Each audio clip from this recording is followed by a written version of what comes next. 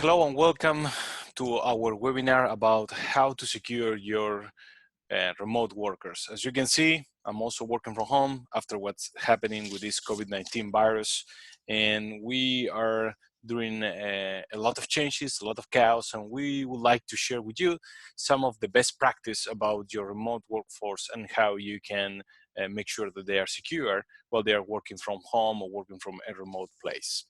So with that, let's get started.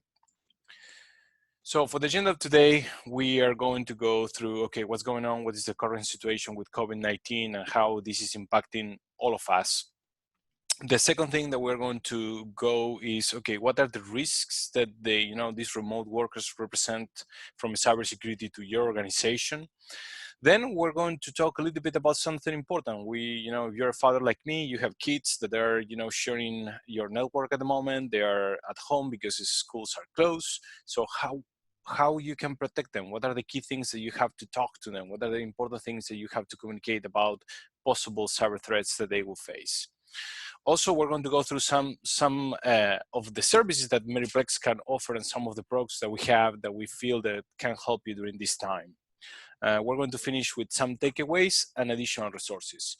But before continue, let me thank a lot to the SANS organizations, the Homeland Security and NIST, because they have done a tremendous job in putting a lot of the materials that we're going to cover today available for everyone. So I recommend you to go through the resources that I'm going to put at the end of this presentation. There is a lot of very good material that the SANS organization, for example, is making available for you to pretty much use at the moment. Okay, so let's get started. The current situation. As you probably know, there is a lot going on and there is a lot of change going on, there's a lot of chaos, and that produces a lot of uncertainty, a lot of anxiety in people, which that means in cybersecurity, it means that people is more emotional. People is more easy to be tricked with social engineering, with scams. So all those things are happening. And I was in a call like half an hour ago. We were this big gas and energy services in Houston was talking about how much phishing attempts they're receiving related to this subject. So this is something that we all have to be aware and pay a lot of attention. Also, we have a lot of workforce that, under the current circumstances of this pandemic, we have probably 70 or more than 50% of our workforce working from home. So what that means to us, what are the implications from not only from the security, but also from a service side? Are we able to provide good services for them? Are we able to actually give them the access that they require? Last but not least, something that we have to talk is all these people are connecting from their home networks, their public networks, and we are used to have a lot of control in our organization about how the network and the perimeter and the firewalls that we have in place to protect our organization. But now, all these people are working from all these networks where they have all these other devices that we don't control that represents a risk for our organization. So this is the current situation that we all are facing that is also evolving all the time. So let's talk about kind of the most important risks in the current situation that we identify. The first one, as we were talking a minute ago, is social engineering, right? So a lot of people is triggering this emotional time to try to, get in your machine, trigger you with this, super important alert, something super important that you have to read or click or download that is essential. And they're using, the CDC name or the WHO to actually represent this big organization that they want to tell you that is something critical going on where you live. The second thing is passwords, and this is a good recommendation that the SANS organization has put together about this particular subject. And they're saying something like, look, you're going to start having a lot of people now accessing all these services, so this is the time, if you have not done this yet, to make sure that you have a strong password, you have a good policy related to passwords. The other thing is the endpoint and your your own device policies, right? A lot of the security things that we always talk are related to policies, but some of the things that we have to have in clear right now is a lot of the computers now, maybe they were sitting, a good portion of the time in the office. Now that computer is in your home network, right? So there doesn't have that layer of protection of the firewall, doesn't have the layer of protection that you may have in your enterprise. So how we make sure that we secure the endpoint, how we make sure that that is ready for any kind of attack that can come from the internet. Phishing is very related to the subject of social engineering, meaning that it's one of the most effective ways of tricking people to rush to click on things, to open an attachment that they weren't expecting. And this is a lot of the scams even that we received today from the different organizations that they're telling us to be aware of this going on. Another subject is the internet access. We were talking about this at the beginning of the presentation with the current situation. You are sharing now your network with your kids. You're sharing your network with your thermostat, right? You have been doing that for long, but now it's going to be a lot of time, right? And those devices, they don't have the same protection that your enterprise probably has for your device. So all that is something that we have to pay attention. The other thing is you will have a lot of people remoting in to access to your internal resources. This can be VPN, this can be your Citrix, it can be whatever way you have that. Now, the volume changed from, if in the past was 15% to, probably 75% of how many people you have remote. So that's a very important risk. And the last thing that, again, SANS is recommending, DHS is recommending, is to pay a lot of attention to your updates, to your software patch, to your equipment on the fence, on the perimeter that is giving those access, and also in these computers that you are using at home. But before jumping deep in this risk, something that I feel is important that we all share, and again, as I was telling you before, if you're a parent like I am, something that you should be very worried is that your kids are going to be online much longer than they used to be. So now, if you have not done this yet, please have a conversation with them. Have a conversation about what places they can go versus what places they should not go. What who they can contact online. If they have people that is contacting them that they don't know, they should not probably be talking to them. Talk to them about cyberbullying, something that is sadly a very sad subject, but is going on. Talk to them about what to do in those cases. Talk to them about, how to protect themselves from sites that they don't recognize. And the most important thing is have an open dialogue with them about what apps they're using, what sites they're using, how they're interacting with their, friends. This is something that, is critical for our kids. And we feel that this is material that you guys have to use to better protect your family. With that said, let's go one by one about the risks that we talk for your remote workers, and let's talk a little bit more deep for each of them. So the first one that we're going to cover is social engineering attacks. And with this, we're also going to talk a little bit about phishing. The first thing that this type of attack has in common is a rush. They want you to act right now. They want you to not think. They are going through your emotion so you can pretty much do not process what's going on. So they're going to try to give you this sense of urgency of something going on that you have to react, clicking a link, opening a message that is sent to your cell phone, or something in that nature. Another thing to consider is what we call the bag of tricks, or actually SANS call the bag of tricks, is saying, you have these people that they were trying to intimidate you. Is this always the case of the secretary of the CEO who cannot access, that requires the exchange of password, right?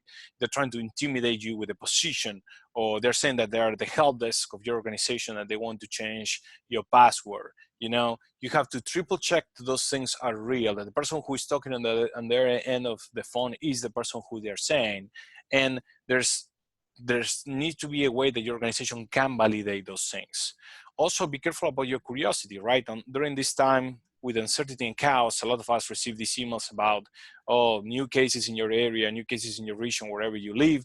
You tend to click those videos, you tend to click those images, and sometimes the bad actors use those things to reach to you and to your organization.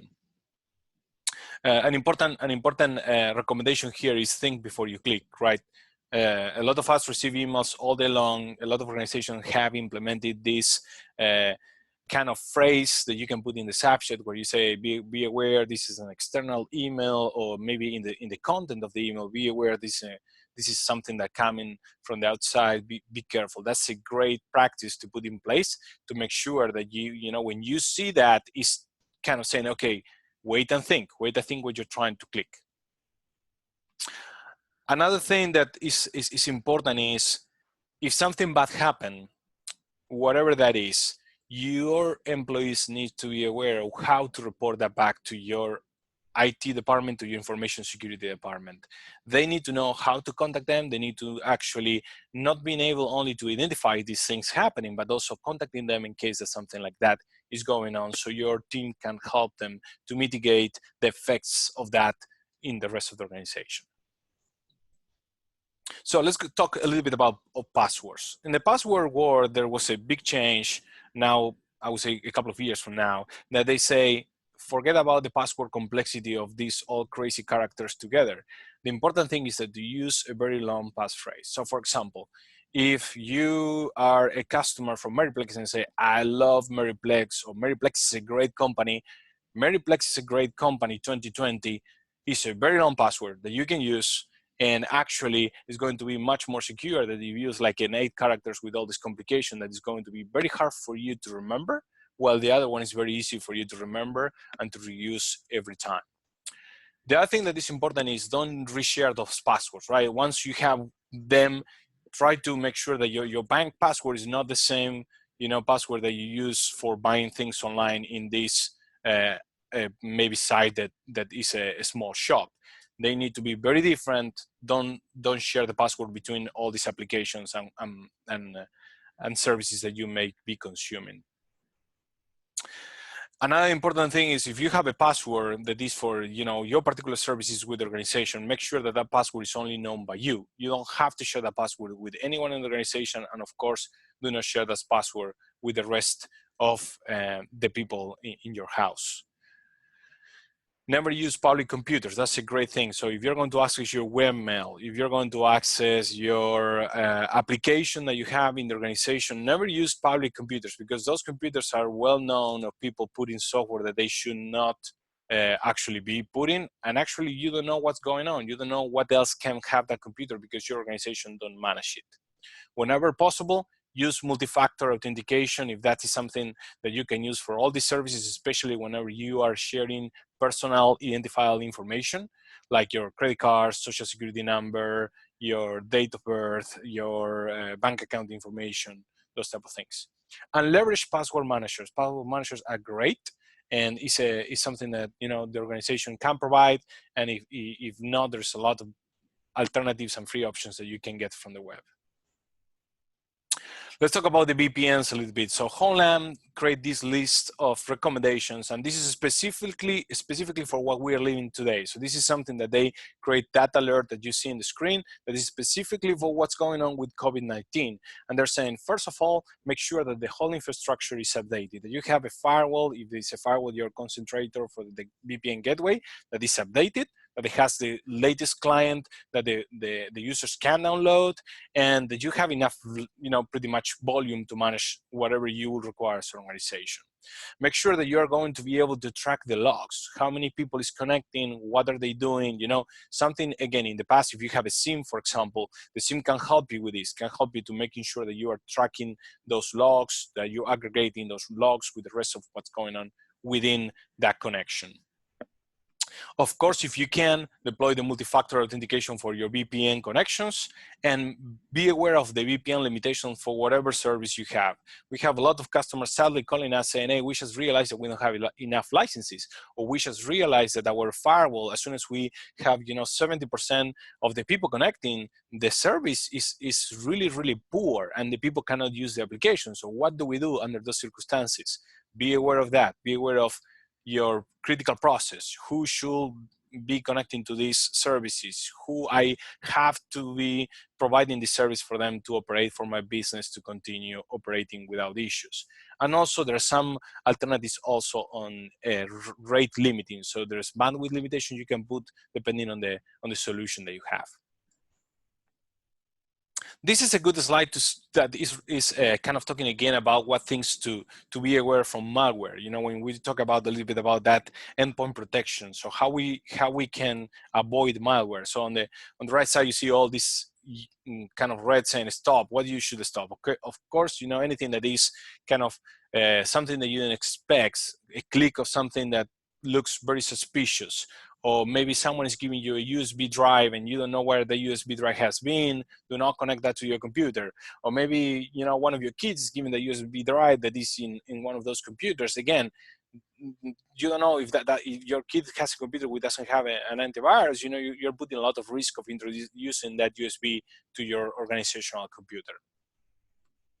And the other thing that, you know, again, science is very conscious and is trying to tell us here is that if you have any issues, report to your team, report to your information security department, make sure they know as fast as they can. Do not try to battle this, just report it to the correct channels.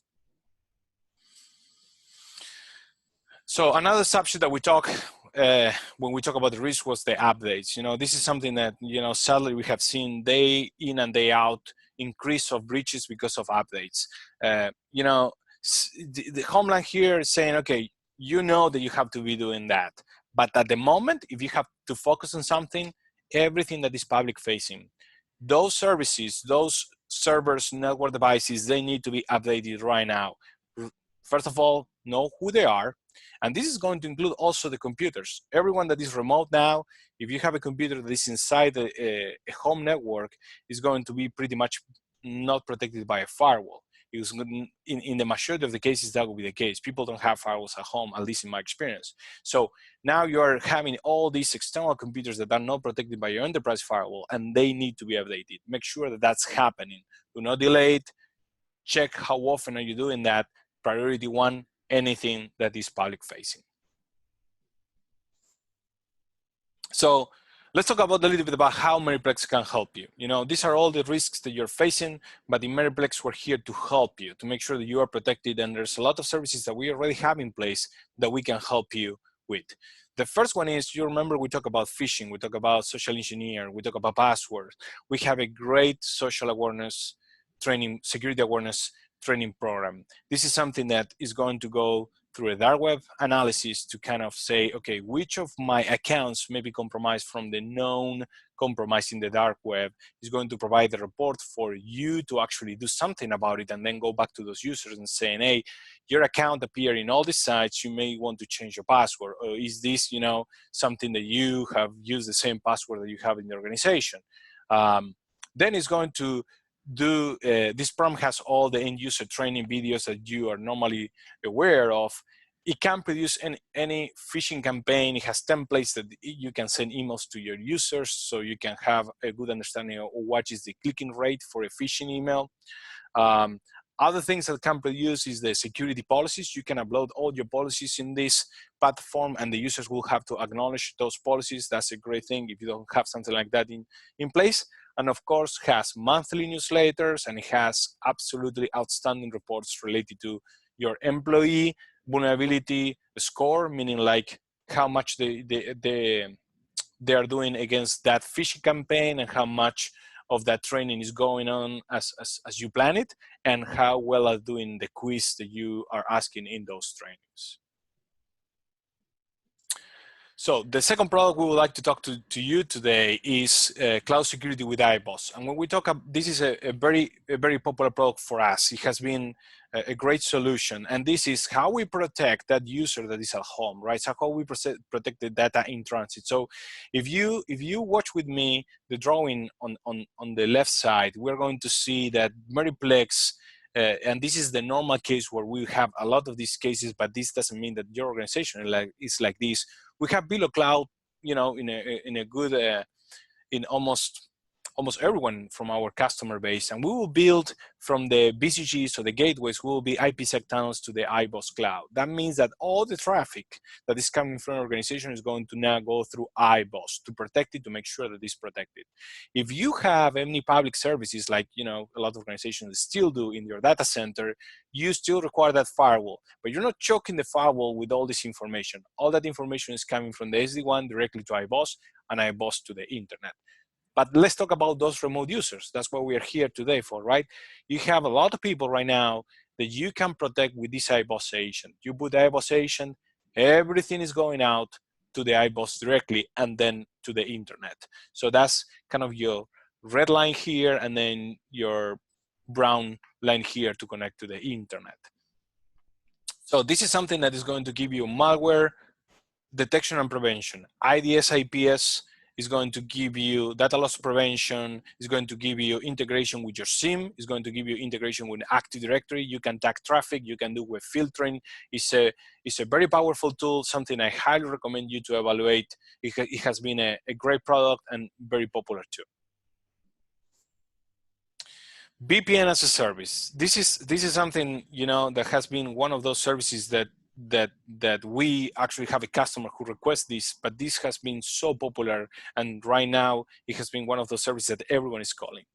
The main reason is you call and you realize that you have to have 70% or 80% of your workforce out, and you don't have licenses, or you have an old firewall, or you have old software and you don't have a contract, so you cannot update it, and you realize that suddenly there is a lot of vulnerabilities in that software. So Meriplex can put a VPN gateway in our data centers. In that way, you can create a VPN tunnel between whatever. It can be your data center and this VPN concentrator, a side-to-side VPN, as I'm showing in this graphic in the green.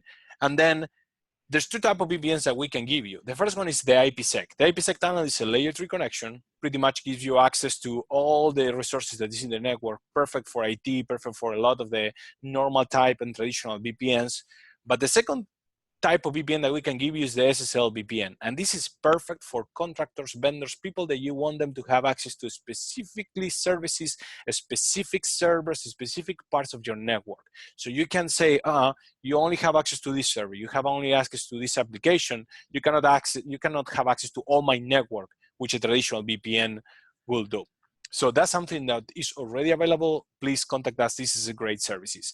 And then, of course, this is taking advantage of your already existing one. And that can be your SD-WAN, as we were talking a second ago. It can be an MPLS that you have, or even if you have a VPN between your sites, it doesn't matter. This is something that will give you the flexibility to start putting all the traffic away from your, firewalls, away from your public-facing services, and stop choking that and put it in our console so we can control it for you. And in that way, with that site-to-site, you can control what's going on and pretty much have a service that is updated with the latest and greatest.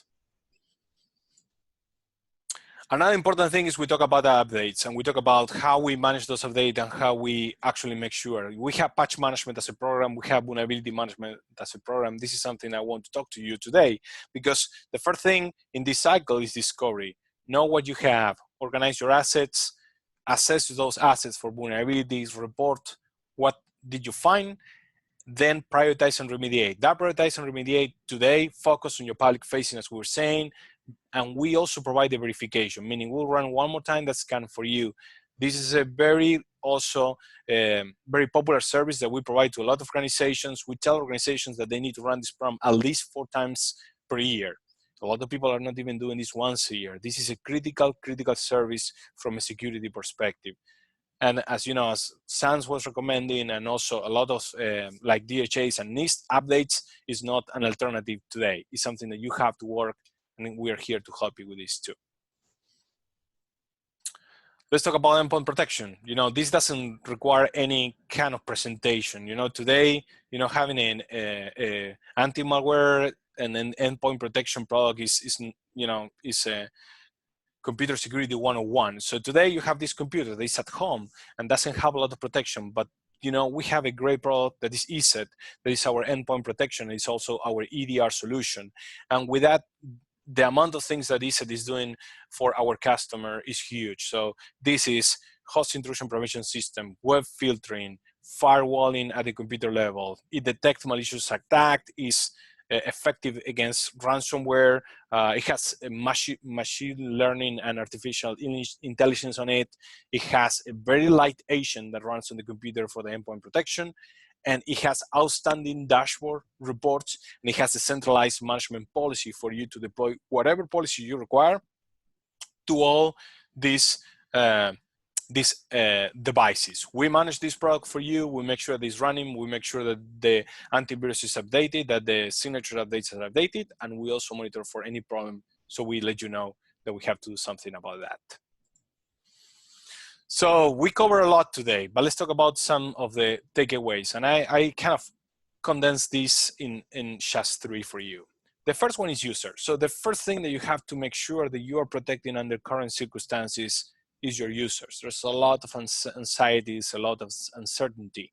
The users put your focus, your social engineering, your phishing, your security awareness training, first and foremost, the safe of our people, and keep the focus on protecting those users.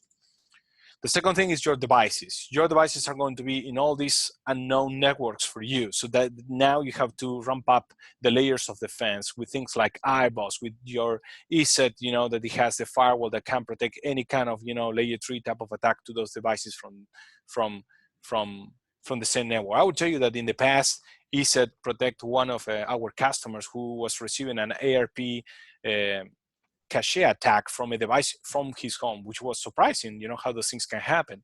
But protect those devices. Make sure that you have the tools and the layers to protect them. And the last thing is secure your remote access. You know, your VPNs, secure those public facing services. Make sure that your firewalls are only having those rules that you need for those services to people that they actually require. This is going to be the port of entry for a lot of people right now, which is changing from the way that you normally will work. So pay a lot of attention to who is connecting, pay a lot of attention to how you're providing those services outside the organization. Some of the resources, as we talk, SANS is, you know, I cannot speak probably high enough about that organization. The amount of resources that they provide for our, you know, cybersecurity professionals is tremendous. They have great programs. I recommend you guys to go over some of the trainings that they have if you're interested, because they have outstanding material. You know, DHS has also very good materials for us to keep up informed. If you're not subscribed, go and do that. And of course, NIST has great documentation, great publications related to what things you should be doing to protect your organization. With that, I would like to thank you all. Please keep yourself safe under these circumstances and let us know how we can help you. Have a great day.